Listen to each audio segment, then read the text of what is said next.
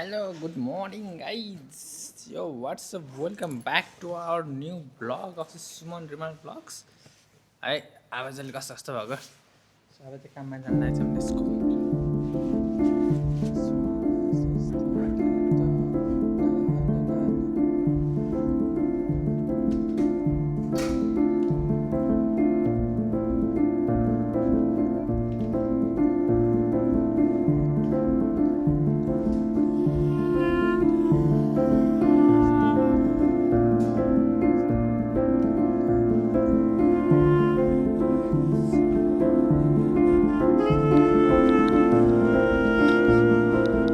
So guys,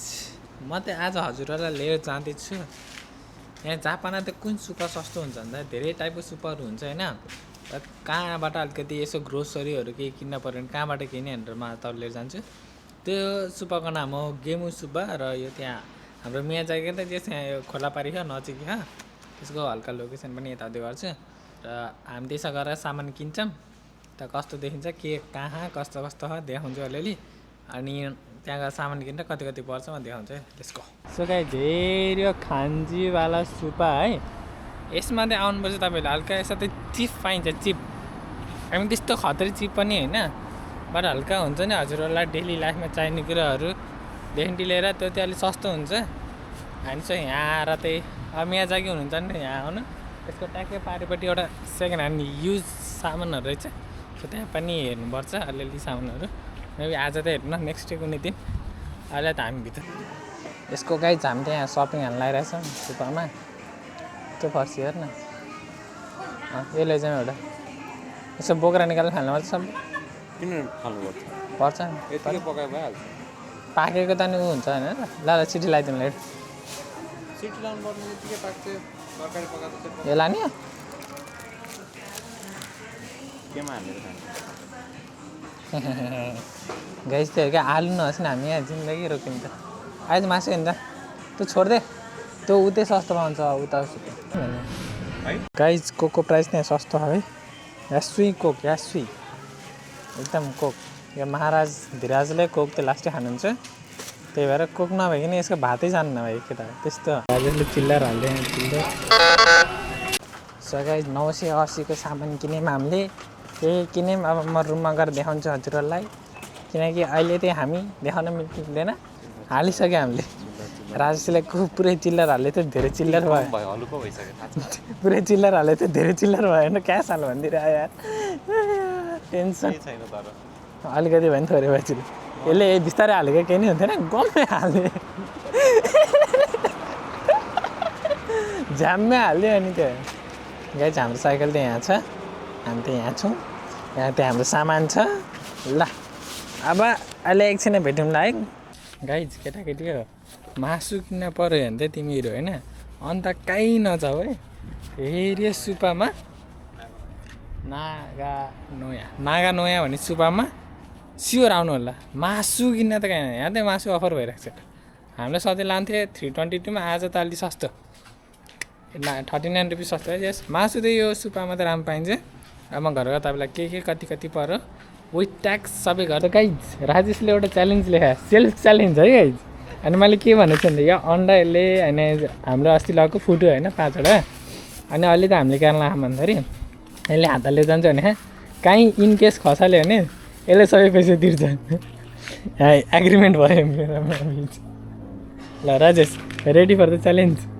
अनि this is illegal in Japan है हामी अन्नकै इलिगल काम गर्न लाग्छ राजेश भाग्छ यसलाई मैले चिन्दिनँ यसले मलाई चिन्दैन होइन त ल लेट्स गो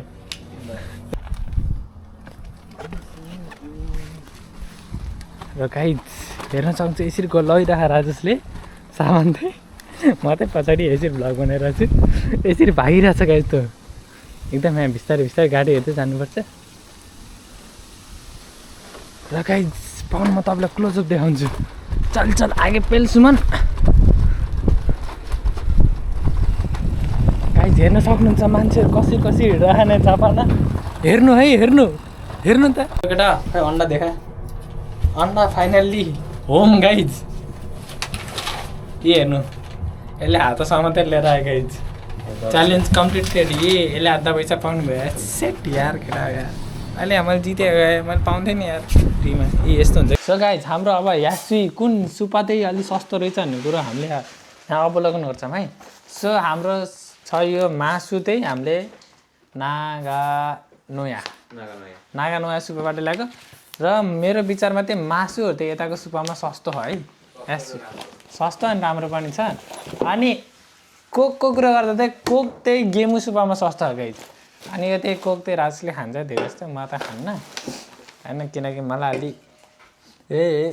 रुगा लाग्छ यो कोक चाहिँ अनि गेमु सुपामा सस्तो अनि गाइज वी अल्सो ह्याभ दोरा केक्स डोरेमनको केक दोरा केक्स है गाइज यो पनि ट्राई गरेर हेर्छौँ कस्तो हुन्छ दोरा केक यो पनि हामीले गेमु सुपाबाट ल्याएको एन्ड टमाटर पनि आज हामीलाई ठिकै पर्न गयो यता टमाटर चाहिँ ओके ठिक छ अनि हामीले एउटा नयाँ तरिकाको साग लिएर आयौँ यो कस्तो हुन्छ पक्का खाँदै यो चाहिँ 106 रुपियाँ परेको थियो हामीलाई अनि स्प्यागेटी चाहिँ 106 रुपियाँ यदि 105 106 8 कति परेको थियो अनि यो कोक चाहिँ जम्मा 68 रुपियाँ चाहिँ गाइज यो वाला त 68 पर्छ यो बाहिर किन्दा चाहिँ तपाईँलाई 120 पर्छ होला भेन्डिङबाट चाहिँ अनि यो चाहिँ हाम्रो कति यो 213 को यो त अलि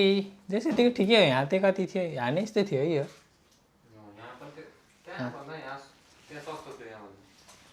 यो चाहिँ अलिकति सस्तो थियो यता चाहिँ यहाँभन्दा तरकारी र अरू कुरो चाहिँ यहाँ महँगो हो यो नागा नोया भन्नेमा अनि यो कोकहरू ड्रिङ्क्सहरू आइटमहरू चाहिँ त्यताबाट सस्तो सो तपाईँलाई ड्रिङ्क्सहरू किन्न पऱ्यो भने गेमु सुपा जानु नभए अरू सुपा पनि ओके अनि मिट किन्न चाहिँ नागा नोया भन्ने सुपा चाहिँ जानु होला त्यही हो अनि अन्डा पनि जस्ट 290 को अराउन्ड पऱ्यो हामीलाई ल त्यही हो गाइज अब त्यही हामी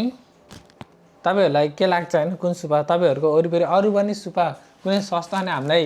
प्लिज भनिदिनु कमेन्टमा होइन अनि हामी पनि फेरि त्यहाँ जान्छौँ हामीलाई पनि सस्तो किन्नुपर्छ होइन यता महँगो बहुत सकिन्न रे बाबा बहुत महँगा है भाइ इधर यति हो ओभरअल टोटल हाम्रो कति खर्च भन्दाखेरि त्यता 1000 भएछ यता कति भएको अरे 555 होइन यस 1600 को अराउन्ड हाम्रो आजकै खर्च है गाइज सो गाइज अहिले चाहिँ हामीसँग छ डोरेमनको दोरा केक हो कि होइन we don't know but we are going to try it है लेट्स गो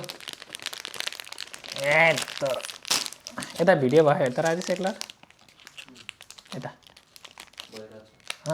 ओके यो मा के हो यस्तो यतै दिएर छ सो लेट मी ट्राई दोरा cake for the first time guys ओए हेर त सेम त्यस्तै तर अलिकति सानो देखिँदो रहेछ है हेर्नु गाइज यता नि हेर्नु लेट्स मी ट्राई मैले डोरेमनको केक भन्छु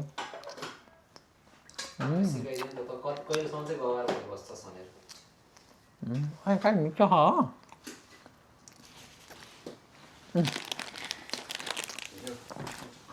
I like it guys